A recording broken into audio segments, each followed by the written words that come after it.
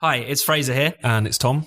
2/3 of the Spike podcast. I know we say this every week, but before today's episode, we just wanted to say a huge thank you to everyone who donates to us. Spiked is free. We want to keep it free, and it's donations that allow us to do that. One-off donations are absolutely brilliant, but the best way you can help us is by giving a monthly donation. Even something like £5 a month can make the world of difference to us at Spiked. It's really easy to do. Just go to spiked-online.com, hit the big red donate button in the top right of the homepage and just fill in your details. Now, on with the show. Hello and welcome to the Spiked podcast. I'm Fraser Myers, and with me this week we have Spike's deputy editor, Tom Slater. Hello. And Spike columnist, Ella Whelan. Hi. Coming up on the show, Boris and Brexit, Jihadi Jack, and an Edinburgh Fringe joke about Tourette's. The Prime Minister says the backstop is anti-democratic. And then, of course, I want a deal. And I think we can get a deal. Problem seems pretty much as intractable after 2 days of talks. Boris Johnson and President Macron. Comme le backstop irlandais. I want to be very clear. In the month ahead, we will not find a new withdrawal agreement that deviates far from the original.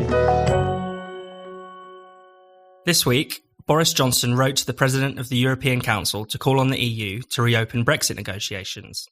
Johnson's priority is to bin the Northern Ireland backstop. The backstop is designed to avoid a hard border between Northern Ireland and the Republic of Ireland. But, if activated, it would tie the whole of the UK to EU rules and institutions without any say in their governance. A worse position than remaining in the EU. Johnson has also met with Angela Merkel and Emmanuel Macron to put his case across. But even if Johnson succeeds in removing or altering the backstop, the withdrawal agreement on offer still does not deliver a meaningful Brexit. Tom, could Boris be about to betray Brexit? Well, I think all of that's, as everything at the moment, is kind of very much up in the air, you know. And in a way, I think on the question of the renegotiation, it's just quite clear that on many levels, to use a very tired phrase from the last few years, nothing really has changed.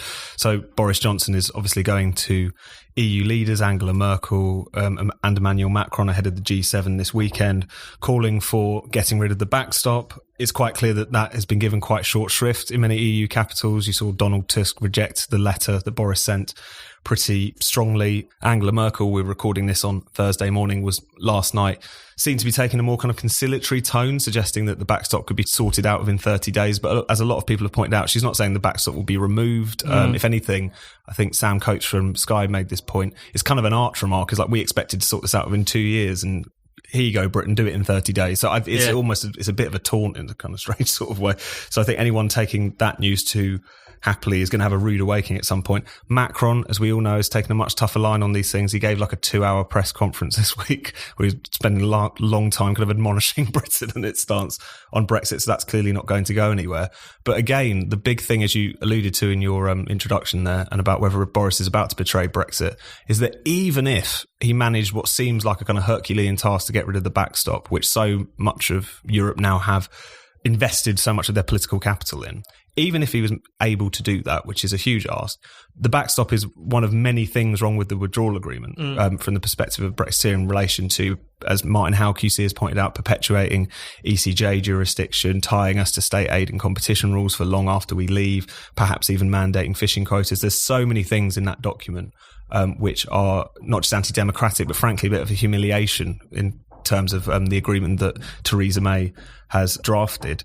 So what we're essentially looking at is the fact that even in Boris Johnson's very unlikely best case scenario of renegotiating the withdrawal agreement sans backstop, it's still going to be a betrayal of Brexit. So I think that leaves us in a position in which, again, not very much has changed over these past few days.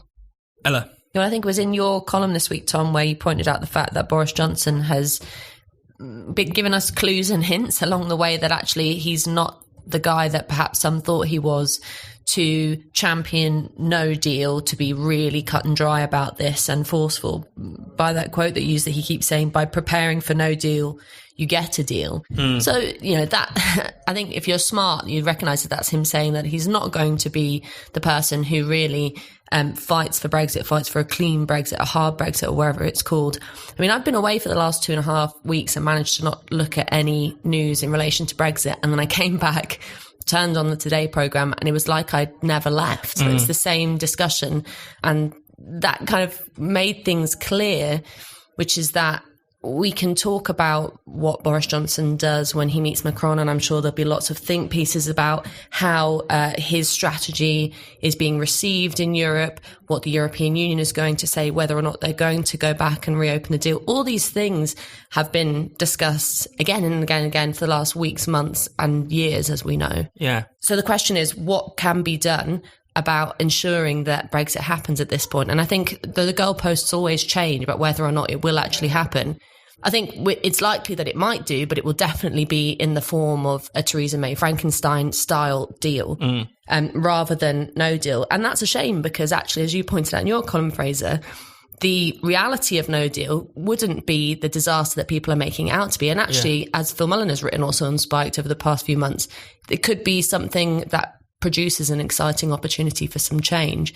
So it's a rather depressing picture that you realise that most politicians, and certainly that includes Boris Johnson, don't have the guts or the nous or the ambition to make something good out of Brexit. I think that's right. And, obviously we've had the last few weeks of posturing from Boris Johnson saying, we're ready for no deal, we're preparing for no deal. And you just think to yourself, well, why not just embrace no deal? Why not just go for it, tell the public that no deal is the best option? The public are generally in favour of no deal. There was a poll this week that showed no deal having a 17-point lead over revoking Article 50 and scrapping Brexit.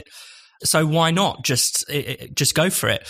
But at the same time, what's interesting is that the European capitals and politicians across Europe are quite wise to the fact that a lot of Boris's kind of no deal rhetoric has been directed almost entirely at a domestic audience. They're not even taking it seriously.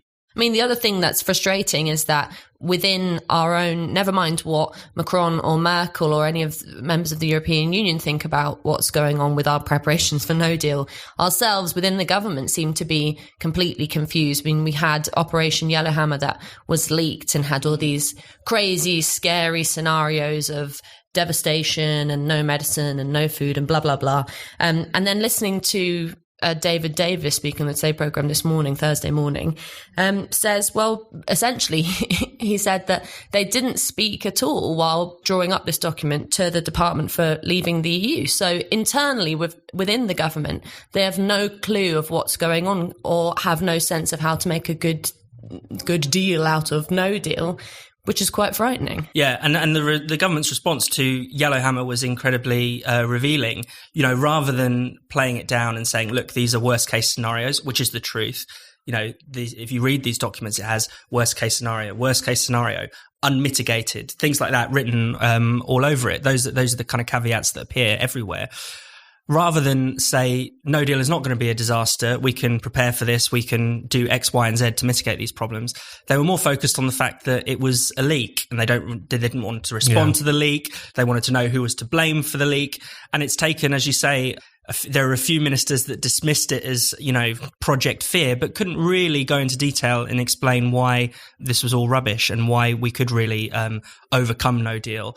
And, not only could they not say that no deal is not a problem, they have been completely unable to say why no deal is actually going to be beneficial for the UK, why it would be good in the long run for British democracy and all of those things. And it's not even hard to rebut these points because, as you pointed out in your piece about the Yellowhammer stuff, Fraser, if you actually dig into it, you actually start to see the fact that, again, preparations have really reduced a lot of the fears and a lot of those worst case scenarios. One of the examples you pull out is that at the end of last year, the Mail on Sunday had a story that Michael Gove was finally convinced to back Theresa May's soft Brexit deal because he had been given a Yellowhammer briefing, which had suggested that we'd run out of clean drinking water in the event of no deal.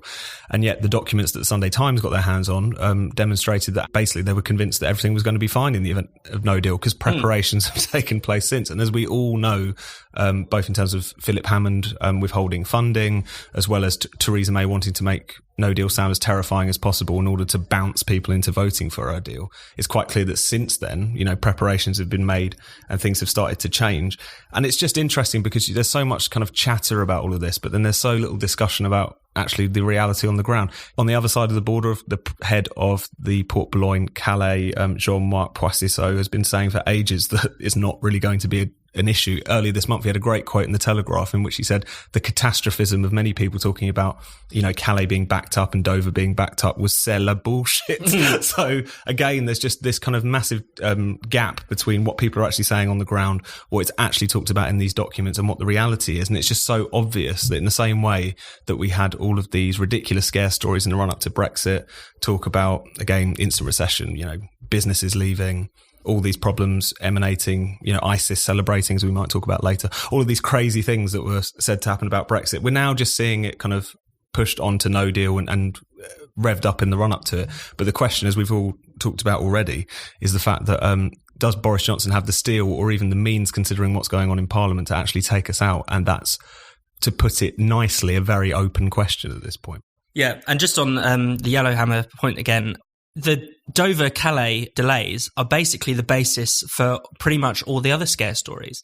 And so once you debunk that, then the stories about no clean water, no medicines, all kind of fade away. I mean, there's basically only one other story that's new in the Yellowhammer document, which is that we might run out of fuel. And that's actually related to the reduction of tariffs after Brexit. And that's a problem that the government can solve by changing tariffs. That's a problem that could be worked out again. But other than that, everything is based on blockages at Dover and Calais. I think all of this catastrophizing around no deal makes you realise that if it is true that we have to avoid leaving the European Union in order to avoid utter destruction of life as we know it, whether that be through dying of thirst or lack of medical attention, then it just only strengthens the argument for Brexit, in my point of view, because it's saying, can it really be true that our entire political system and way of life is tied up in a relationship with from our point of view and Spike's point of view, undemocratic institution that's been around for less than a century, far less than a century. I mean, that's crazy. And people, they don't actually believe that, I think. And that's the irritating thing, that underlying this, whether it's based in fears about no deal or fears about immigration, or, as The Guardian published this morning, fears about xenophobia rising in schools as a result of Brexit, all of that is just a real fear of change. And I think that the political point in all of this is we have to keep pushing for the benefits of change, the desire for change, and the real need for it. Because one thing to come out of this is if nothing changes and we remain the same, and I still turn on the radio to hearing the same discussions about Brexit, then I think that's far worse than any kind of hiccups or challenges that potentially a disruption like no deal might bring.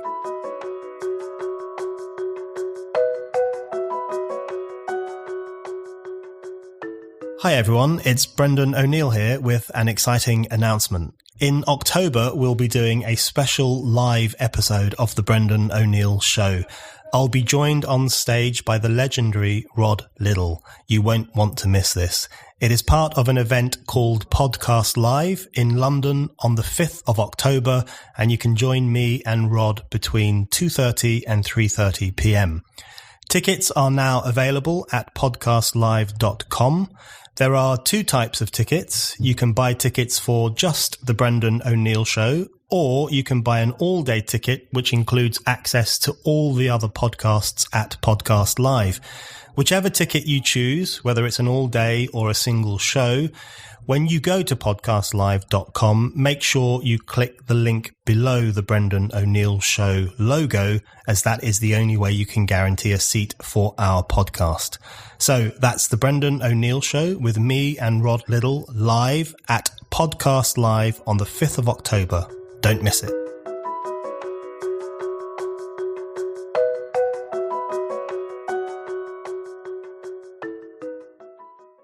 Jack Letts, who left Britain for Syria in 2014 when ISIS declared a caliphate, has been stripped of his British citizenship.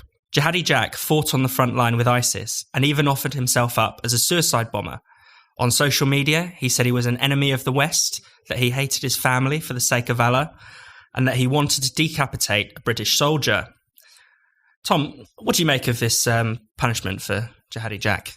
Well, I think a lot of people kind of clutching their pearls on this are just slightly detached from reality. You know, this is someone who's trying to call on his British citizenship or his Canadian citizenship. He's a dual citizen, as a means through which he should, you know, be given certain rights, etc. But this is someone who renounced his citizenship effectively. He joined an organisation that wants to wage war on the West and all that it stands for. I remember he was asked in an interview a couple of years ago, whilst he was still far less contrite, shall we say, about whether or not he was a terrorist. And he said something like, do you mean the English government's definition that anyone that opposes a non-Islamic system and man-made laws, then of course by that definition I'd say that I'm a terrorist. This was his worldview at one point. And also it's just been striking the kind of sob story he's trying to sell at the moment, which is so galling. You know, there's this quote from I think it was a Sky News interview where he says, you know, I went to Syria and accidentally ended up in a mafia. And as many people kind of talk about on Twitter, you know, we've all been there. You know, you go out for a night out, you wake up, and suddenly, you know, you're applauding beheadings. This is a ridiculous, and it's interesting how it kind of echoes as well, that kind of bizarre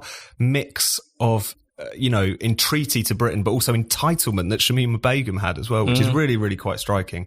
And I think, of course, we should definitely not go out of our way to help this individual. There's huge questions here about what happens to these people. And I think that's something that does need to be dealt with. There's all kinds of different ideas that are flying around that people need to talk about. But I don't think anyone can take lightly how much these people betrayed us, how much of a threat they still pose to people where they are, and particularly if they came home. And the fact that we need to treat this with the utmost seriousness because of what it represents and also the threats that it poses. Because I think a lot of the kind of like high-minded appeals to bringing him back is a lot of people not actually taking seriously all of those questions that these jihadists who now want to come home actually pose. Ella?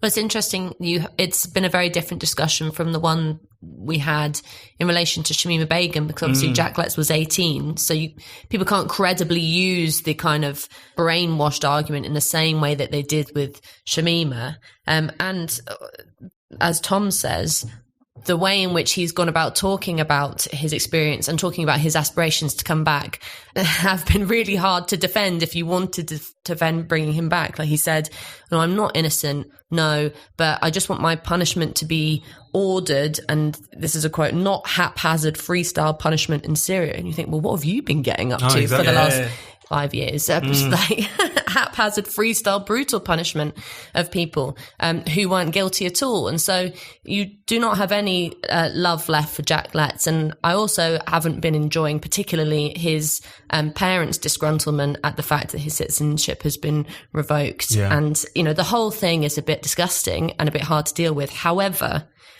I think that if you remove Jack Letts and Shamima Begum from the picture just for a minute, if you can, and talk about the process of the British government stripping citizenship, I think there is some nuance there and there is some questions and debate to be had, because I don't like either. I don't like the knee-jerk way in which Sajid Javid feels like he has the power to do that, even though actually I would guess that the mass of public opinion is behind him, because thankfully most sensible people agree that these ISIS fighters are abhorrent and not to be welcomed back with open arms or kind of sympathised with. But the question of citizenship is a really hairy one, especially when we don't have a serious sense of what it means to be a British citizen in any kind of meaningful way. Then you think the British government making decisions like that on our behalf without any kind of consultation is worrying. I think you're right, Ella. I don't have a problem with Jihadi Jack being stripped of his citizenship as a punishment. I mean, if anything, it's not punishment enough, of course. But there is also something alarming that it can be done so unilaterally by the Home Secretary that, you know, that could conceivably be seen as a problem. And it's not a problem in relation to ISIS, but it might be a relation into, you know, another group down the line who are not nearly as bad. You brought up the difference in the discussion between, you know, Shamima Begum and Jihadi Jack. And of course, the big difference there is that Jihadi Jack is white. And when Shamima Begum had her citizenship revoked, we were told in, you know, no uncertain terms by many people that the reason this was allowed to happen was we live in an Islamophobic society. People hate Shamima because she's a Muslim and the government is able to treat her differently. Now that this has happened to, you know, actually a white convert to Islam, the discussion is rather different. There are no tears from Diane Abbott or Ash Sarkis remain quiet on Jack. Nobody's really upset that people hate Jihadi Jack, and so it's almost neutralised that whole discussion in a way. Yeah. Nobody can say that it's racist anymore. It's interesting. People are still sticking to the line that they kind of sketched out where Shamim was concerned. You know, Diane Abbott has put out a statement saying that he shouldn't have had citizenship revoked, etc. But like you say, that the level of the discussion is so hugely different, and it's just so interesting because again, it proves that point as well. When people were enraged about Shamima and didn't want her to come back and were disgusted by the fact that some people, you know, were thinking that we should welcome her back with open arms. They weren't treating this as a racial thing. No. And the fact that, again, there's been as much, you know, vitriol in response to the videos and the interviews of Jack Letts just proves that the people who were seeing race in this discussion were the people who were claiming it was all about racism, you know, and I think it's completely exploded that. I think just on the question of what to do about these people, it is a really complicated area. And I think it's also quite clear that Sajid Javid and the government have been engaged in a certain level of grandstanding in relation to this. It's about making a bit of a political point. For instance, I've heard some people even call into question this idea that you can't really send diplomatic people or soldiers to this part of Syria to retrieve these people. It's now that it's under the control of the Kurds, the northeast of Syria, it's a relatively, in quote marks, safe place to be. There's also a lot of diplomatic complications here because obviously now he's effectively Canada's problem because he has this dual citizenship. The Canadians weren't that happy about this. There was also that point during the Shamima discussion where Sajid Javid was considering pushing her on Bangladesh, a place she's never been and doesn't even have a citizenship claim to directly. Which would have been incredibly irresponsible and very undiplomatic. So there's a lot of different things we have to tease out in this. But also I think we need to get real about the scale of the threat in relation to this. It's estimated that more than 400 people of national security concern have come back from Syria and Iraq. There were some figures out earlier this year that suggested only 1 in 10 jihadis returning from Syria have actually been prosecuted. This is a huge problem. And it was interesting commenting on this topic, Rukmini Kalamaki from the New York Times has written a lot about ISIS and has also followed particular cases of Canadian jihadis who have come back and there's been attempts to prosecute them, is that it's very, very difficult, both in Canada and in Britain. We're just not set up to deal with these kinds of crimes. If you think about how a trial usually operates, any evidence, any witnesses is a couple of continents away. And she refers to one particular case in Canada of a guy called Abu Husayfa al-Kanadi, who had actually admitted to her in an interview in the New York Times that he had, you know, killed people. And it just doesn't stack up. He hasn't even, you know, he's had so far no punishment. And what often happens in these situations is people are just allowed back into their nations and just put under surveillance. Yeah. That doesn't seem to be enough. And when you consider, as Mesa Gifford wrote about on Spike this week, that the Manchester Arena bomber had spent time in a war zone, then came back into Britain and committed that horrendous atrocity. You cannot be too careful in relation to these things. And whilst I know it's a huge, knotty, complicated international law discussion about what you could do in Syria in order to redress this. This is a point that Kalamaki makes. At the very least, you've got thousands of ISIS fighters there with dirt on each other. So that's something. So I think that the point I would make is that it's really important that we get into the nitty-gritty of these arguments because there is dangers of setting precedents. There's a whole question about what citizenship means, who can take it away from you, what happens if you renounce it, etc. But there's also the stone cold reality of the threat that these people face and how the inability that we have at the moment in order to actually bring them to justice. Because if they did come back, and in many cases where they do come back, very little happens to them.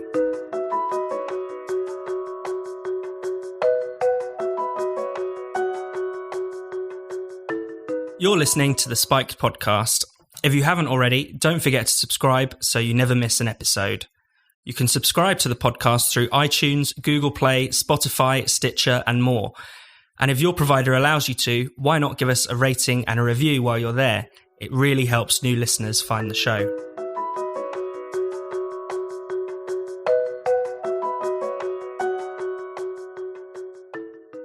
Swedish comedian Olaf Falafel has been asked to apologise for his award-winning joke at the Edinburgh Fringe.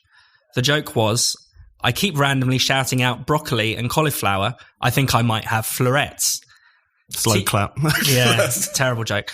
TV channel Dave named it the funniest joke at the Fringe. It must have been a bad year. But Tourette's charity, Tourette's Action, said it was a rubbish joke, which brought shame on Dave. Ella, what do you make of this response? Well, it was a rubbish joke. And your delivery was slightly better, but when I initially heard it read out on the radio, I didn't think about anything in relation to Tourette's. I just thought, was that the best joke they could come up with at the Fringe? And admittedly, the Fringe has year on year becomes more joyless and more censored, as we've discussed on this podcast and elsewhere on Spike before. But sure, they can call it rubbish, but the problem was obviously that they're trying to exact an apology from Olaf Falafel, who I think as of yet has not conceded to one, which is good and unusual.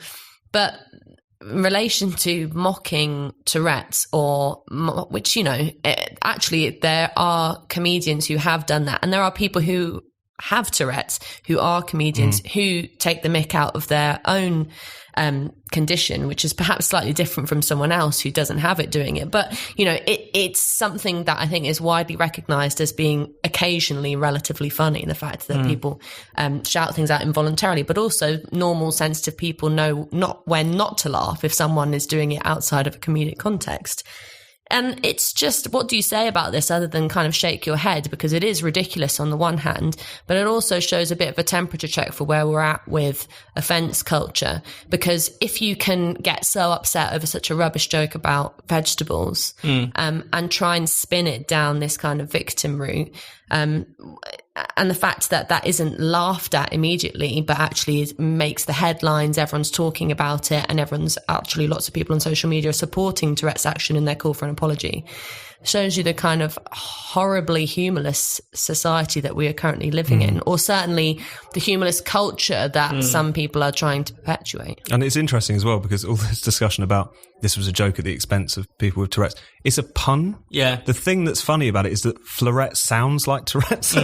It's nothing more deep than that. I think his show is actually called something like One Great Leak for Mankind or something like this. It's vegetable-based humour that we're talking about here. And I think it's interesting as well, because I almost can't believe that this charity were that upset about this at all. I think it's just, we do live in a culture and there is a setup where you can get press, you can get attention by claiming to be offended by something. There's currency in that. It will generate a new cycle of discussion.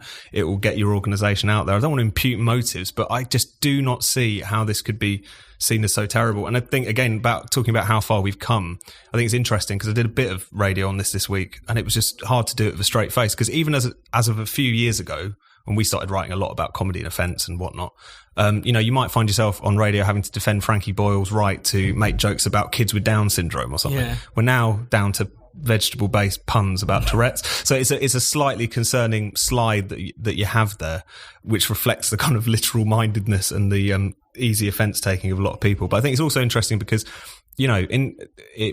it was presented very much by Tourette's Action and a few others as a question of access and inclusion, and how at the fringe, if you've got disabled people or people with different conditions, how are they going to feel included if these jokes are made at their expense? Whereas I think it's completely the opposite way around. If you're supposed to be in a comedy audience, it should be assumed, and rightly so, that everyone is tough enough to deal with, humour, even as humour is inoffensive as this. And I struggle to believe that this charity talks on behalf of everyone with this condition by assuming that they're all so thin-skinned that they can't even hear a pun that relates to their own condition. Because again, if comedy is to be inclusive, it's about treating everyone equally, surely. Yeah, and I think what it points to is the way in which offence, especially around comedy, is taken not just when, I don't know, a minority group or a disadvantaged group is the butt of the joke, but when you're even joking about a controversial issue. So, of course, most people don't want to hear racist jokes, but people are offended by jokes simply about race. And the classic example of that would be Nimesh Patel, when he famously was hurled off stage at a college gig for, and this is a progressive woke comedian who was making a joke about race and about homosexuality, not one that was particularly offensive. If people, just to remind people, because I'm sure we've told this joke before on the show, he's talking about a gay black man and he's making the point that nobody chooses to be gay. And the joke is, no one looks in the mirror and thinks, this black thing is too easy, let me just add another thing to it. Yeah. And, this was considered offensive. This is a pretty... They cut his mic. His mic. Yeah, this is a pretty woke, progressive joke, making a pretty progressive point. And yet that was considered offensive. So you can't even go near to these taboos anymore. That's how strong the kind of woke force field is these days. And outside of the context of the stage and live comedy, on what you can and can't joke about, and in relation to disability or conditions and things like that, especially in relation to Tourette's, I think it would be to normalise these things and to make it so that it's not absolutely weird if someone does happen to have Tourette's, and they can be accepted and included and all these things that I think most people want. making something out of bounds to be talked about is not the way to do that. And actually, funnily enough, there was a really good exploration of this on First Dates, which is a show that I'm addicted to, where there was 2 guys on a date and one of them had Tourette's, and they talked about how it was much better if the other person laughed about it or acknowledged it, rather than pretending like it wasn't happening when this guy was whistling and shouting obscenities. And they're just giving people a little bit more leeway to actually feel like it's okay to be joked about and feel like they're not being treated like they're wrapped in cotton wool is a much more progressive way to look at things like that, rather than being really hush-hush and oversensitive about things. That's a way to make people feel different and other rather than feel included.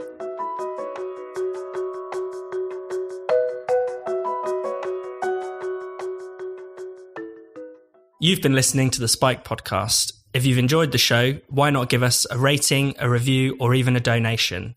We'll be back next week, but for more great Spiked content, just go to spiked-online.com.